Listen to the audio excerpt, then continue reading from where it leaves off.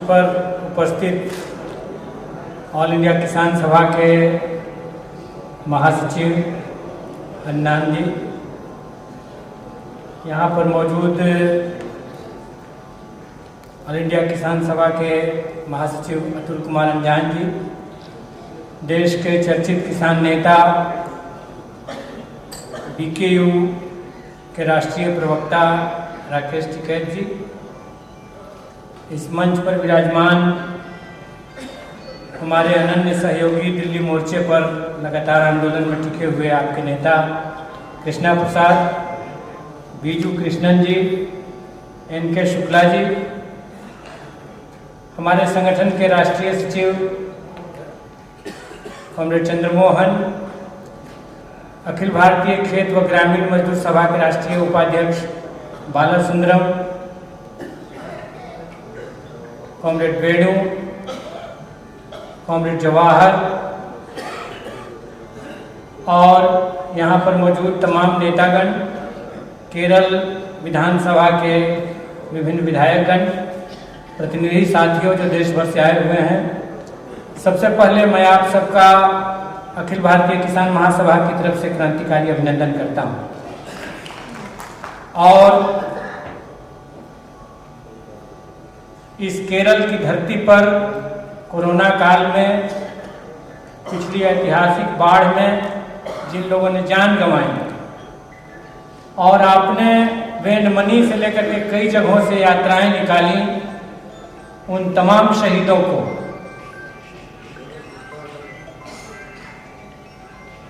और जो पिछले दिनों दिवंगत हुए उन सभी को, किसान आंदोलन के 750 से ज़्यादा किसान शहीदों को श्रद्धांजलि अर्पित करता हूं, नमन करता हूं।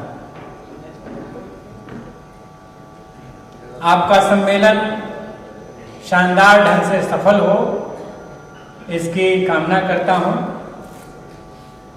और यहाँ पर देश भर से प्रतिनिधि आए हैं। मैं मलयालम में बोल नहीं सकता, इसलिए हिंदी बोल रहा हूं।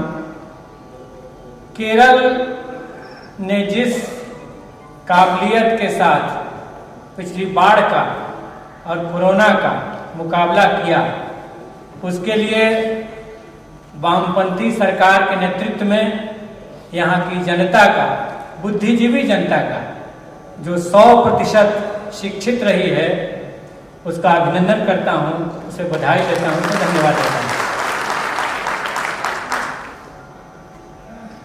केरल ने हिंदुस्तान को बराबर कुछ नई बातें दी हैं। आयुर्वेद मूवमेंट के लिए केरल जाना जाता है। अगर अंग्रेज नहीं आते तो क्या भारत पूंजीवादी ढंग से पिछड़ा देश रह जाता?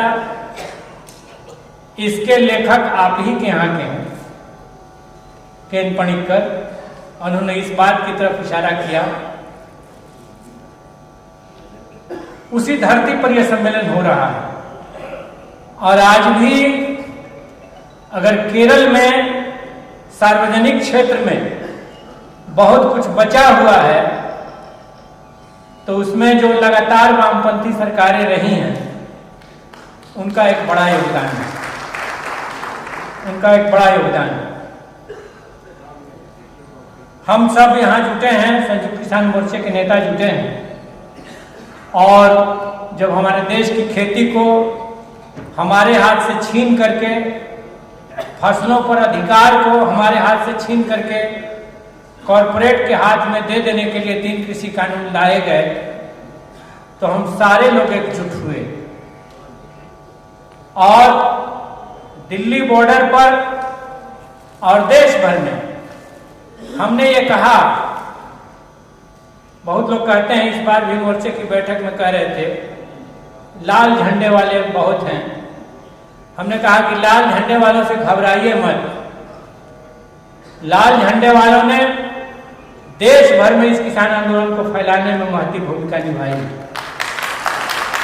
हम संकीर्ण कदे नहीं, वहां लाल झंडा, हरा झंडा, पीला झंडा, नीला झंडा, सबकी एक इंद्रधनुषी एकता थी और आज भी है। और आज भी हम चाहते हैं कि देश में यह एकता और मजबूत हो।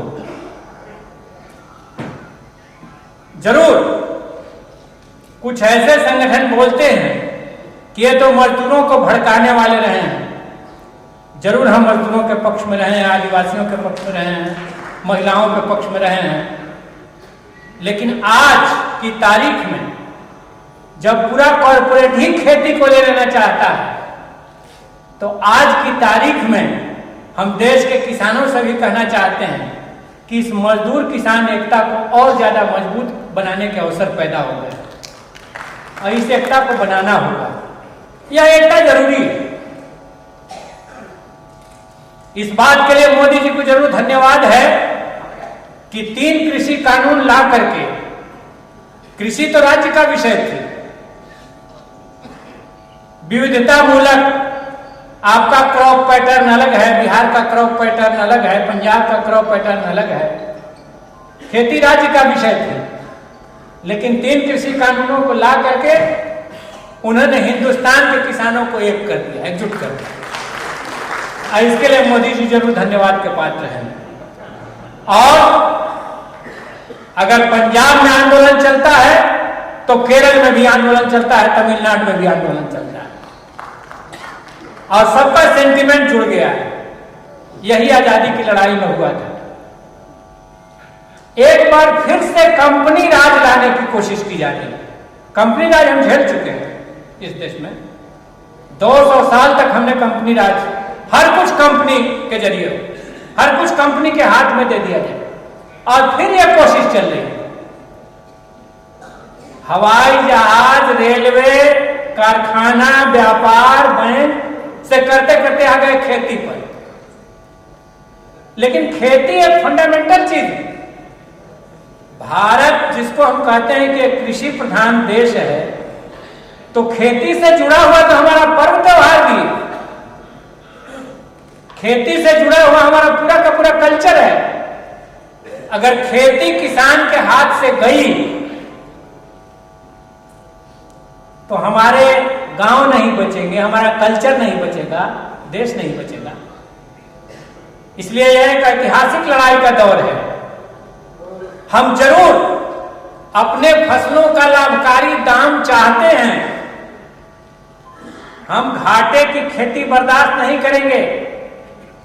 5 लाख किसानों की आत्महत्या के बाद हमने बहुत पीड़ा के साथ आंदोलन छेड़ा है कि खेती को लाभकारी बनाओ, स्वामीनाथन कमीशन की रिपोर्ट को लागू करो। लेकिन साथ ही साथ हम यह भी चाहते हैं कि देश में कोई भूखा न मरे। और केंद्र सरकार इस देश को भूखमरी की तरफ ढकेल रही है, आरोप को हम पर डाल रही है। एमएसपी किसानों का मिलने लगेगा तो गरीबों का भोजन महंगा हो जाएगा, ये प्रचार कानो कान चला रहे हैं। लेकिन सच बात क्या है? सच बात यह है कि एक ऐसे देश में, जो देश ग्लोबल हंगर इंडेक्स के मामले में 121 देशों की सूची में 107वें नंबर पर है, हमारी हालत अफ्रीका, बगल में पाकिस्तान, नेपाल, बांग्लादेश जैसे देशों से भी बदतर है। और उस देश में खाने पीने के अनाजों से इथेनॉल बनाने का कैबिनेट डिसीजन हो चुका है। चावल, गेहूं, बाजरा, ज्वार, जौ और मक्का, इन 6 अनाजों से इथेनॉल बनाया जाएगा। खाने पीने की चीजों से अगर आप खाद्य वस्तुएं बनेंगी तो जाहिर सी बात है खाने पीने की चीजों का अभाव होगा, चावल का अभाव होगा, गेहूं का अभाव होगा, तो भूख का भूगोल और बढ़ेगा। जिस दिन एफसीआई के गोदाम बंद होंगे उसी दिन पीडीएस में भी ताला लगेगा। उसी दिन अगर किसानों से फसलों की खरीद नहीं हुई तो गरीबों को जन वितरण प्रणाली के जरिए राशन नहीं मिलेगा। और ये यही चाह रहे हैं। अंबानी अडानी के हाथ में वो फसलों का, उपज का, खेती का सब अधिकार सौंप देना चाहते हैं। अभी 3 कृषि कानूनों में पीछे हटे, लेकिन फिर भी अगल बगल से यह कोशिश जारी है। जैसे अभी आनंदा बैठे बैठे याद दिला रहे थे कि हम लोगों ने पहला आंदोलन छेड़ा था जब 2013 के भूमि अधिग्रहण से संबंधित कानून को बदलने के लिए इन्होंने 3-3, 4-4 बार अध्यादेश जारी किया और देश के किसानों ने उनको पीछे ढकेला। लेकिन अभी बाएं दाएं तरीके से जमीन अधिग्रहण धड़ल्ले से जारी है किसानों का।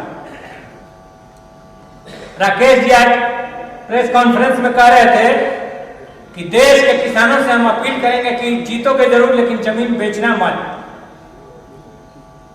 लेकिन विभिन्न तरीके से जमीन अधिग्रहण की कोशिश चल रही है। गरीब के हाथ में जमीन थी तो लैंड नेचर नहीं बदल रहा था, वो कृषि योग्य जमीन की थी तो थी, लेकिन जब वो पूंजीपति के हाथ में जमीन जाती है तो उसका लैंड यूज नेचर बदल जाता है। वो फिर खेती की तरफ जमीन नहीं लौटती है, वो बंजर हो जाती है। देश की आबादी बढ़ रही है और खेती का क्षेत्रफल घट रहा है। 2007 में भूमि नीति बनी कि हिंदुस्तान का एक एक कलेक्टर आखिरी विकल्प के बतौर कृषि योग्य भूमि का ट्रांसफर दूसरे मद में करेगा। लेकिन मैं देख रहा हूं उस समय से कि इस देश का एक कलेक्टर ऐसा नहीं है जो जमीन अधिग्रहण के मामले में किसान के पक्ष में खड़ा हो सके। वो कंपनी के पक्ष में खड़ा होकर के किसान के सर पर लाठी तोड़ रहा है। यह स्थिति बनी हुई है, इसलिए सोचना पड़ेगा।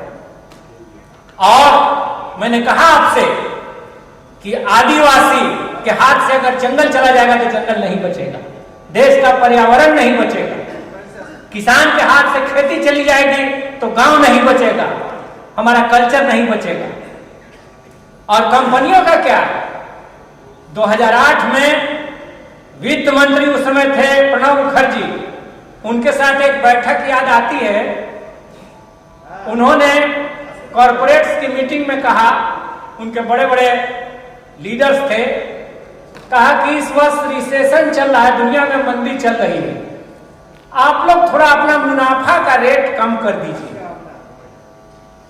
एक पूंजीपति इस पर सहमत नहीं हुआ कि नहीं, हम मुनाफा का रेट कम नहीं करेंगे। लेकिन हम तो घाटा में रह करके कोरोना काल में यह खेती है जिसने कि 3% का विकास दर दिखाया, जब भारत की अर्थव्यवस्था -23 में जा रही है। और ये इसीलिए कि खेती किसानों के हाथ में है। वे किसानों को घाटा में रह करके भी वो देश को नफा दे रहे हैं। तो हमारा ये नेचर है। हम आपका ज्यादा समय नहीं लेंगे, हम यही कहेंगे कि यहां से जो रणनीति बन रही है, आप किसान आंदोलन के महत्वपूर्ण ताकत रहे हैं। 3-3, 4-4 नेता यहां पर हन्नांडा हैं, डॉक्टर अशोक धावले हैं, बीजू हैं, कृष्णा प्रसाद हैं और भी कई लीडर्स। बहुत तरह का तूफान आया किसान आंदोलन में, लेकिन हर तूफान में डट करके खड़ा रहने वालों में से आप रहे हैं। और तरह तरह का प्रोपगंडा भी, ये 3 राज्यों का आंदोलन है। उन आंदोलनों को ऑल इंडिया किसने बनाया? ये 3 राज्य का आंदोलन नहीं है, यह हिंदुस्तान का आंदोलन है। कभी हिंदू बनाम सिख करने की कोशिश की गई, और निश्चित रूप से पंजाब के किसान संगठनों का और पंजाब के किसानों का सैल्यूट करना चाहिए। वो इस किसान आंदोलन की रीढ़ थे, मजबूत ताकत थे। दूसरे चरण में हरियाणा प्रधान बन गया। हरियाणा और पंजाब की एकता जब बनी तो जो वो फूट पैदा करके भीतरी और बाहरी का झगड़ा करके सिंघू बॉर्डर पर दंगा कराना चाहते थे, वो पीछे हो गया। और तीसरा दौर में राकेश जी ने जब गाजीपुर बॉर्डर पर मोर्चा लिया तो किसान आंदोलन फिर से उठ खड़ा हुआ। समझ लो, किसान आंदोलन के कई चरण रहे और इसमें हमने, आपने उसको संभाले रहा। बीच में तो थोड़ा रोना भी आया था जब हिंदू सिख दंगा का 84 जैसा माहौल बनाने की कोशिश भाजपा कर रही थी किसान आंदोलन के भीतर। तो एक आध बार लगा कि भले छोड़िए कानून वापस होना हो, लेकिन फिर से 84 ना हो। मन कमजोर हुआ था क्योंकि भाजपा की वो साजिश थी। लेकिन मैंने कहा आपसे कि हरियाणा की महिलाओं ने, हमने रुजू सिंह को फोन किया, एक दिन बहुत उदास थे 28 तारीख को, लेकिन 29 तारीख को खुश थे कि 1,000 महिलाएं हरियाणा से आकर के बॉर्डर पर जम गई हैं। महिलाओं ने थाम लिया था मोर्चे को। इसलिए मैं कहना चाहता हूं कि वो देश का और दुनिया का ऐतिहासिक आंदोलन बना है। दूसरे दौर के आंदोलन को खड़ा करना, और इसमें हमें मुद्दों की शिनाख्त करनी है। एक कॉमन मुद्दा जिस पर तो पूरा किसान आंदोलन में सहमति बन चुकी है कि देश की खेती अब घाटे में नहीं रहेगी। स्वामीनाथन कमीशन की रिपोर्ट लागू करना होगा, एमएसपी देना होगा।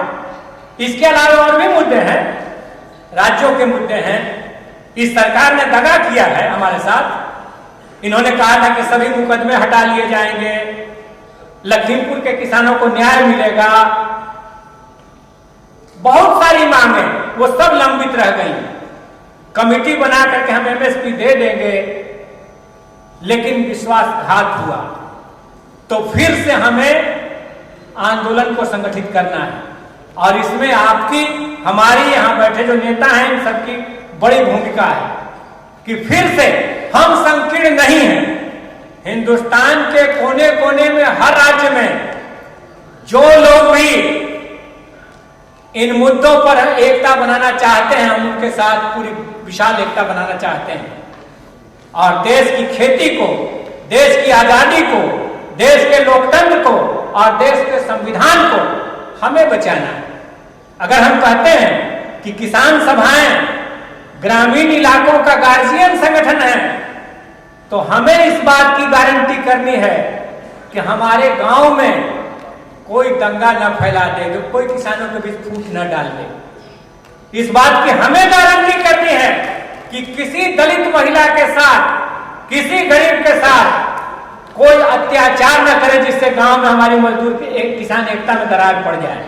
ये हमें गारंटी करनी है, ये किसान सभाओं को गारंटी करनी है, और इस रोल में संगठन को खड़ा करना है। और मैं कहना चाहता हूं कि निश्चित रूप से आप, मैं आनंदा से रिपोर्ट मांग रहा था, उन्होंने कहा कि अभी इंटरनल है, बाद में हम दे देंगे। तो मैं देखना चाहता था, लेकिन जरूर आपने इन तमाम समस्याओं को संबोधित किया होगा। आज एक कोशिश चल रही है, सारी पूंजी, अर्थव्यवस्था का नियंत्रण कुछ हाथों में दे देने की एक कोशिश और साजिश चल रही है। और तब एक प्रेशर है कि किसी राज्य के विकास के लिए, किसी क्षेत्र के विकास के लिए हम पैसा कहां से लाएंगे। पैसा तो इन्हीं पूंजीपतियों के पास है। ये एक दबाव है, इस दबाव को हम समझ सकते हैं, ये दबाव है। लेकिन दूसरी बात जो उससे ज्यादा महत्वपूर्ण है वो ये है कि लाल झंडों पर जो गरीबों का, दलितों का, आदिवासियों का, मजदूरों का, किसानों का जो भरोसा है,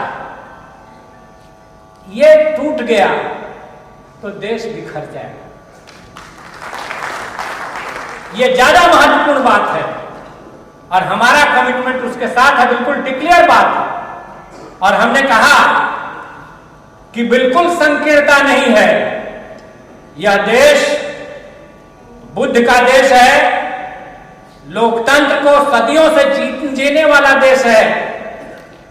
हम उसी बिहार से आते हैं, लिच्छवी गणतंत्र के राज्य से, मगध के राज्य से, जहां लोकतंत्र ओढ़ना बिछौना रहा है। तो उस देश में कोई फासिज्म लाने की बात सोचता है तो यह बर्दाश्त नहीं किया जाएगा। लोकतंत्र को खत्म करने की जो इच्छा रखता है उसको बर्दाश्त नहीं किया जाएगा। तो मैं एक बार फिर से आपको शुभकामना देते हुए, आपको बधाई देते हुए कि आपका ये सम्मेलन जो ऐतिहासिक किसान आंदोलन के बाद संभवतः तीसरा राष्ट्रीय सम्मेलन है किसान संगठनों में। मैं आपको बहुत बहुत धन्यवाद देता हूं कि आपने मुझे ये अवसर दिया। बहुत बहुत धन्यवाद।